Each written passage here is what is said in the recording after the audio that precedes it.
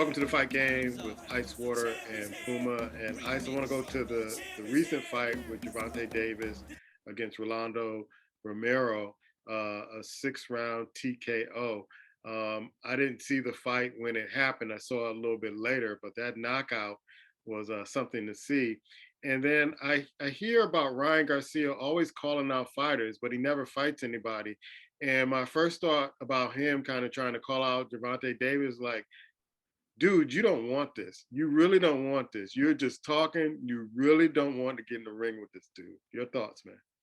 Yeah, the one thing about Gervonta Tank Davis is the fight with Romero is the factor that Tank Davis has grown so much as a fighter over the last 3, 4 fights, right?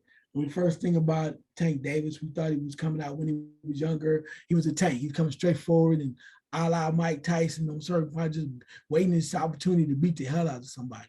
But what we're seeing lately now is the factor that he's actually showing he's a boxer. He shows lots of patience. He's not so much in a rush. It kind of reminds me a little bit about how Floyd used to do, and that when he sat back and waited, because they're talking about how big a puncher Raleigh was, and he came in all strong. Romero was like, "Oh, I'm gonna knock him out in the first round," and he just kind of stood back and waited. Even though he was getting hit a little bit, he used his jab. He kind of bounced around and moved around and was tapping him and frustrating Romero. And then when the time was right, bang! And you're like, "Oh my God!" And it's so devastating. I think he's grown a lot as a fighter. That's Davis is.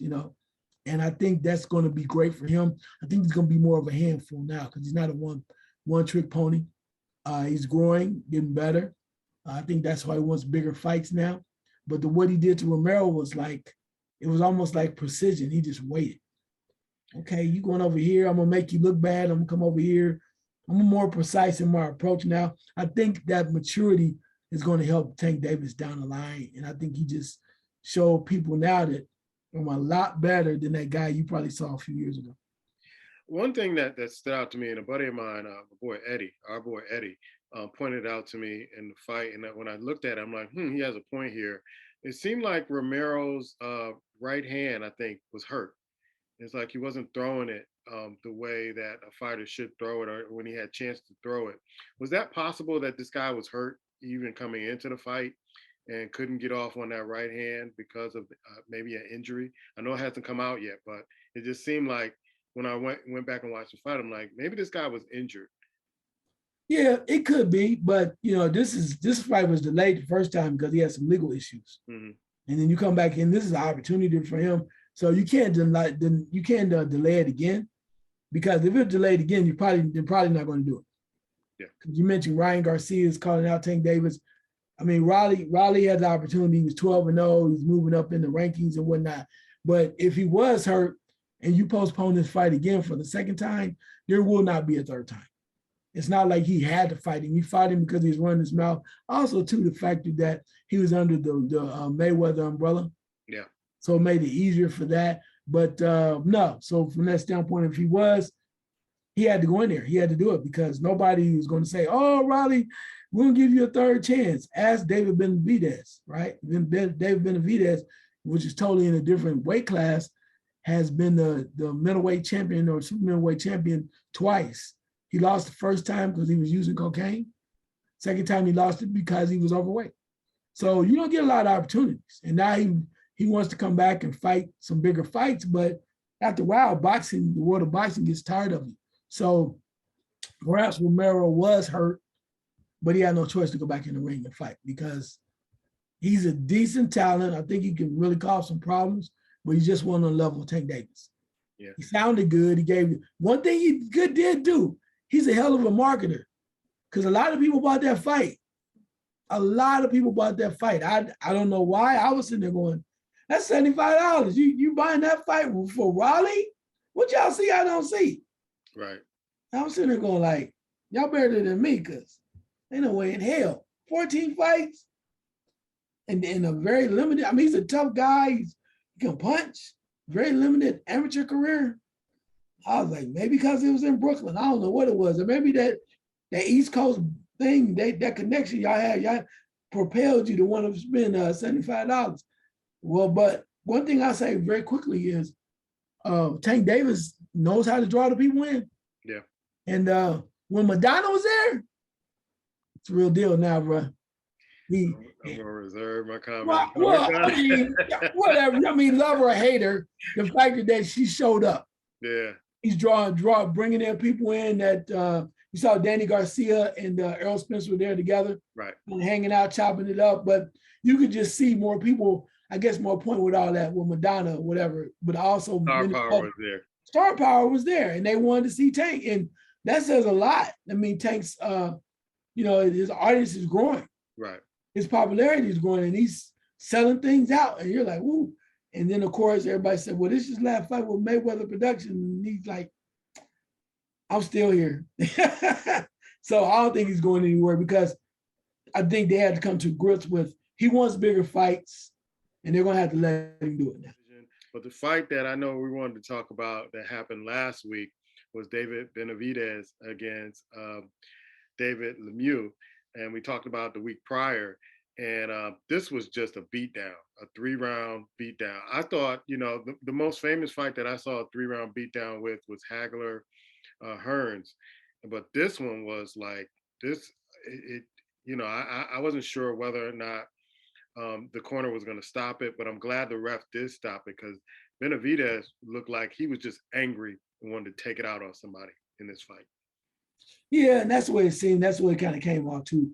Benavidez has a lot to prove. Like I mentioned earlier, he was a 2-time champion prior, and now he wants to get back to vindicate himself as to get another shot. And the only way he can do that is come in and be impressive with his wins.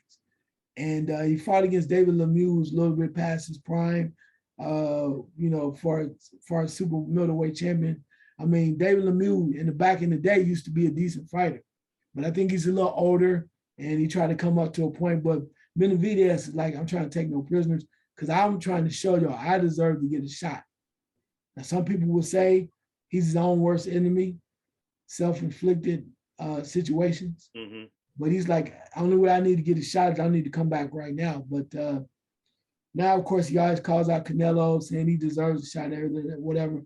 But I was telling somebody earlier, I think you just have to keep pushing along, David Benavidez. There's a man that's a little bit maybe a class below you as far as the weight is concerned. He has a belt. He's had a belt for a while. And I think it'd be a good fight because he said nobody wants to fight him. I'm talking about Demetrius Andre. Mm-hmm. Demetrius Andre's had this belt for a while, since 2018. You can meet somewhere in the middle. I think it'd be a hell of a fight. Andre is undefeated, right? Mm-hmm. So with that being said, Benavidez, let's get it, baby. Let's see that fight. Then if you beat him, then you got something to talk about. Now you also have a belt. If you drop down in the weight, if you want to go down a little bit, I know that might be a little hard for him, but now you start getting the conversation. So then, of course, you want to definitely, you looking at Charlo, you sitting there scared. If you beat Andre, I think you get Charlo's attention. +2, you got a belt. Yeah, the other fight that I mentioned to you, and I think I sent you a copy of it in YouTube, Zen Back, our guy, Buddy McGurk, who manages Zen Back, had a 2-round KO, a devastating of I think the English champion, Danny Dignam. And it was just devastating to see this guy. And Zen Back is calling out everybody in the middleweight division. It's like, I'll fight anybody at this particular time. And I remember watching the post-game fight and the post-fight, and they were asking Buddy McGurk, is this guy ready to get to the next level and this next stage with these fighters he mentioned? And he's like, he's ready. He's ready. And it's something about those Kazakhstan fighters that they're tough, they're built tough, and they don't play when they're in the ring. Your thoughts on this? Yeah, well, I mean, we know what Buddy McGurk does, right? We know he's always going after to get people ready. Zen Back appears to be ready. The problem he's going to have is he's going to have to work his way up, right? You just can't jump up there. As impressive as he was, he's going to have to wait his turn. But there are some quality people at middleweight that he can start to knock on the door, right? And looking at certain people. You're looking at, depending on where you want to go, but you can look at some very interesting guys and mess around with the Fundoras of the world, right? Mm-hmm. Some people. from that standpoint, or even going lower, a little bit lower to light, light middle, or something like that. So there's enough people around, so he can get his hands, put his hands in the mix. So I think he's going to have to wait his turn. I think Buddy McGirt put him in the right place. He's going to get a shot. You just have to be ready. Buddy McGirt is going to do everything he can to get me ready. So you don't move him up too quick. Calm down. Buddy, you already know, we know how we feel about you. We love you. I know you don't want him just jumping out there like that, but if the opportunity comes up, I'm sure he'll take it, and we'll see what happens. That's all you can do. All right. I was trying to avoid this story, but I can't. Canelo and Triple G, one more again. Why? Money. It's a fight that a lot of people wanted to see. A lot of people think that Gennady Golovkin won one of those fights prior, or maybe won both of them. Both. Okay, so when you have that, even though Triple G is going to be older, a lot older, it's still a fight that's going to sell. Because Triple G is going to come out and tell you, I want to be ready. I'm not past my prime. I know what it takes to beat Canelo. And they're going to sell the hell out of the fight. And it's a fight. It's almost, if somebody said, Pacquiao Mayweather, you go, oh yeah, one more time. It's not that bad because they're not that much older. But Gennady Golovkin is like, I was here. I know what he takes. He knows he didn't want to see me. Plus the other thing too is, the other option, or he has several options that Canelo Alvarez, he could have chosen to go a number of ways. But if you go back up to fight Bivol again, right? What does that get you? Mm-hmm. You lost to a guy at 175. You went above and beyond. You tried to make history. You lost to a guy.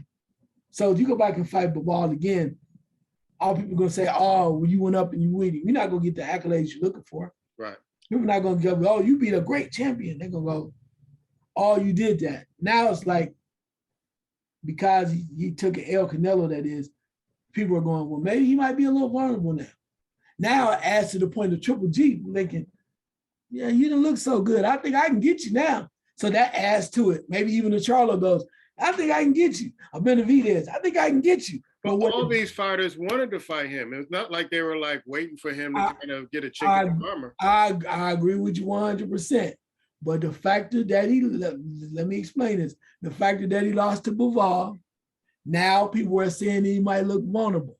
Mm-hmm. Also, too, now, if he goes down that stretch and goes, I'm going to fight Triple G, I beat him, maybe Triple G makes it close and Canelo barely escapes with a decision. The money goes higher because now they're thinking more of these people can beat Canelo. So do you take a Bivol fight in a rematch that people just going to watch because you Canelo? Or when you start winning the real bags, you start taking these fights now at like 168 or whatever and going against a Triple G, which is going to, a lot of people want that fight. Right. Or if you decide to go with Benavidez or Charlo, now we're talking about some real money, particularly with Charlo. But so, you don't think that they would make the real money now if he decided to make those fights? I do, but the fight that he thinks is the best money fight right now is Triple G. Okay. It is. It just is because people want to see it. They want to see Triple G before he gets too old. I think he might already be too old. He's already too old. That's why they took the fight though. Because they waited, and they kind of played with him.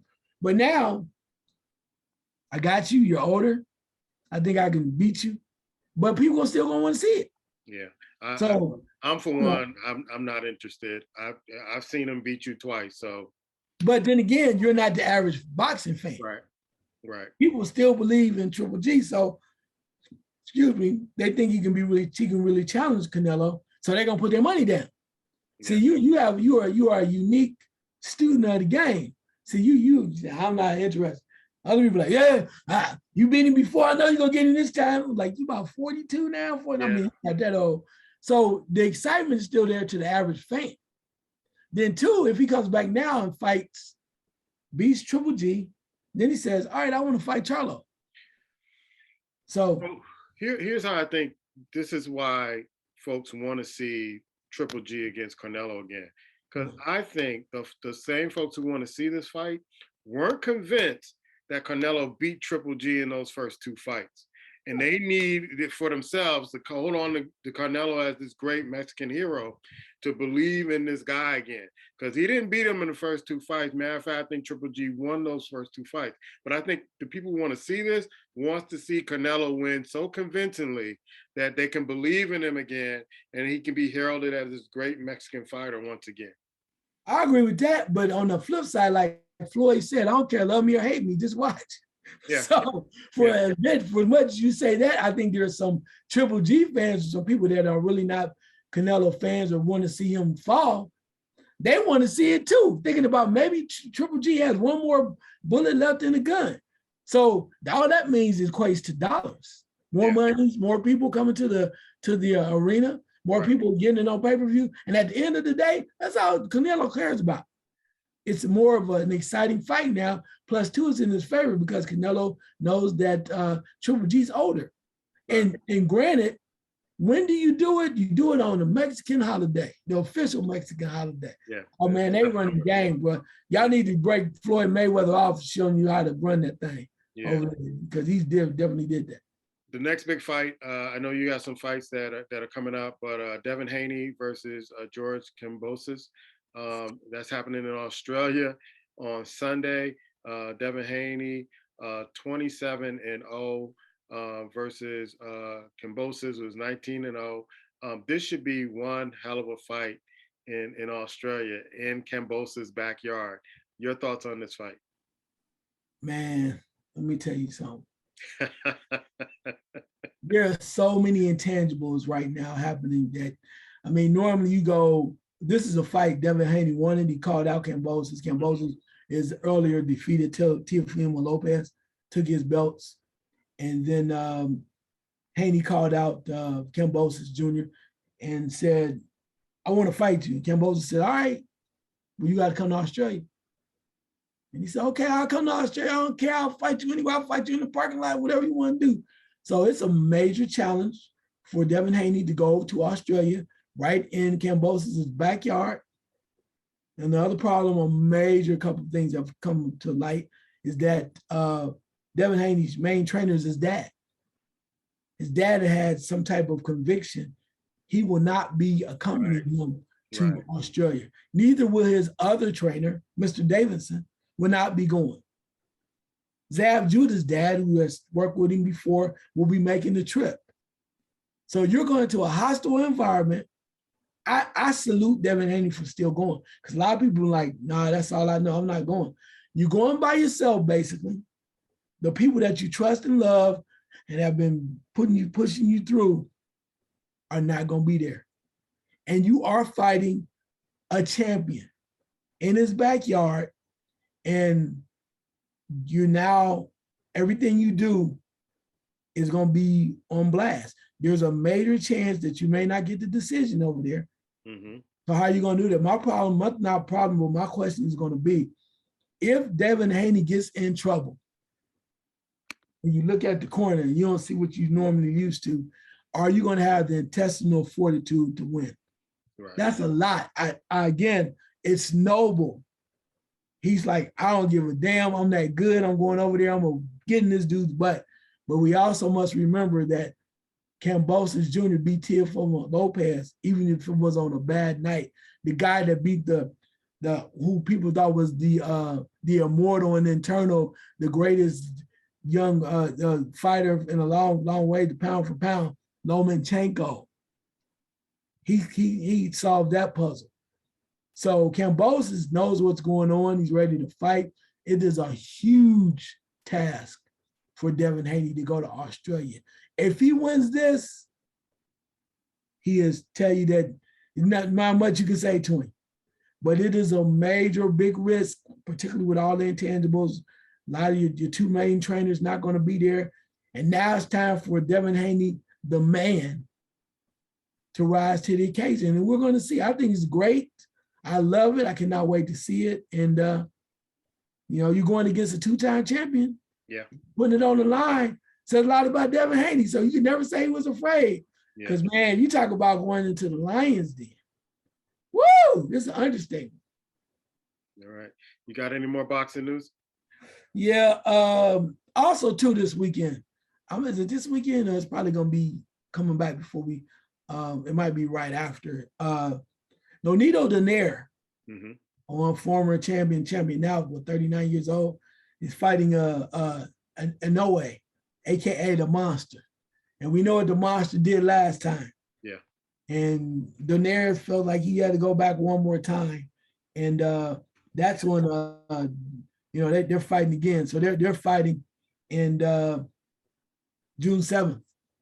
So with that being said, it just kind of makes you go, what happens? What are we doing here? And can Donaire rise up and have one more run, one more quality rally cry to get it done? Or do you fall? Does he succumb to the very talented and younger Inoue, aka the Monster? The Monster beat him last time. Donaire gave everything he had. I think he broke the Monster's orbital bone, and he still lost. This is one of them last trying to pull a rabbit out of the hat type thing for Donaire, but he's capable of winning. But the Monster is the Monster. Yeah. And I personally, I didn't want to see this fight because I'm scared for Donaire, but maybe he's gonna prove me wrong. Tell me he got one more rally. But he could, I think too, the reason why I didn't want to see him happen because the Monster can really hurt him. Right. And I don't want to see his career, not just his career, but his life be in danger because he tried to take on something because he was too proud to walk away. He's Icewater. I'm Puma. This is Fight Game. The champ is here. Time's up. The champ is here. The remix. The champ is here.